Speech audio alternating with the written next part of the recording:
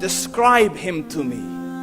And Muslims, look at the description of your Rasul. And for some, this would be the first time you hear what your Prophet looked like. I saw a man of striking appearance. ظاهر الوضاء أبلج الوجه, radiant face, حسن الخلق, beautifully created. لم تعبه الثجلة, his belly wasn't protruding. ولم تزر به السعلة, nor was his head disproportionate and small. وسيم قسيم, proportionate and delicate, finely made, a specimen of a creation. في عينيه دعج, in his eyes there was a contrast. The dark was immensely dark, the white was excessively white. وفي أشفاره وطف, and his eyelashes were long. وفي صوته صهل, and in his voice was a natural echo. وفي عنقه سطع, and his neck was elegantly long. وفي لحيته كثاثة, his beard was full and thick.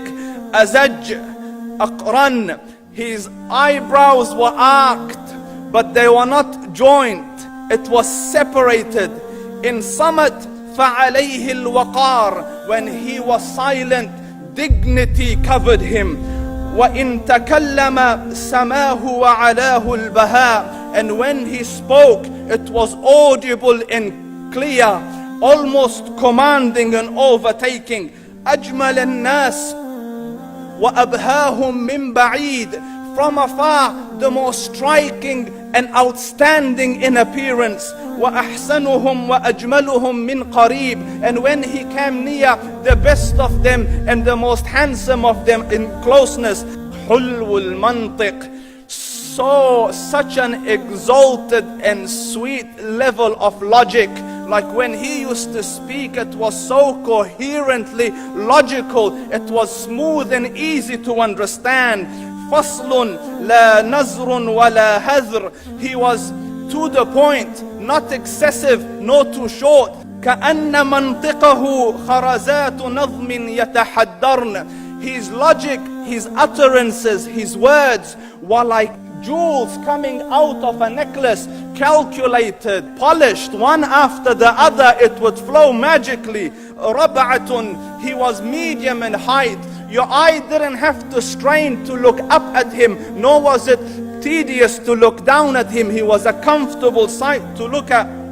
له رفقاء يحفون به, he had friends, the people that were with him, they were working around him to try to serve and protect him.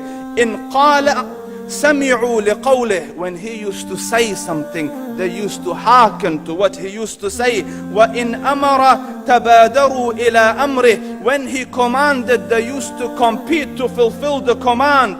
This is Muhammad Rasulullah.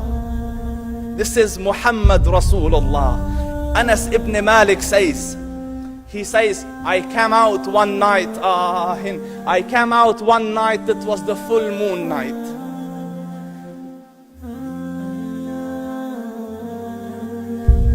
And I looked at the moon, and in the desert, understand, the moon is an awesome sight.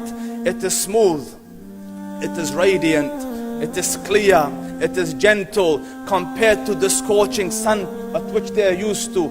So the moon was the epitome of beauty. So he says, I came out at a full moon night and I looked at the moon and I saw it beautiful, handsome. So I said, let me go see if the moon is more handsome or my Prophet is more handsome. Let me see if that is more beautiful or the Prophet is more beautiful. So I went and I saw him standing afar. So I looked at his face and I looked at the moon, and I looked at his face, and I looked at the moon, and I looked at his face, and I looked at the moon, and he said, Wallahi, he was more handsome than the moon in its entirety. That is just the look of your Rasul. Aisha radiyallahu anha says, I was sewing with the needle, my needle dropped in the dark, I couldn't find it. I said, Ya Rasul, I can't find it. He moved his face close, and I swear, out of the radiance of his face, I found my needle. And the Prophet sallallahu alaihi wasallam was mind-bogglingly handsome, but his handsomeness was covered with waqar and jalal and hayba. The Sahaba say, when we used to sit at his feet, two feelings conflicting would come on the heart. The first one, you wanted to look at him. You wanted to behold the majesty of his face. And when you wanted to look up, shyness used to overtake you, so you used to look down. Amr ibn al-As says, I sat with him many times, but if you ask me to describe his face, I can't describe it.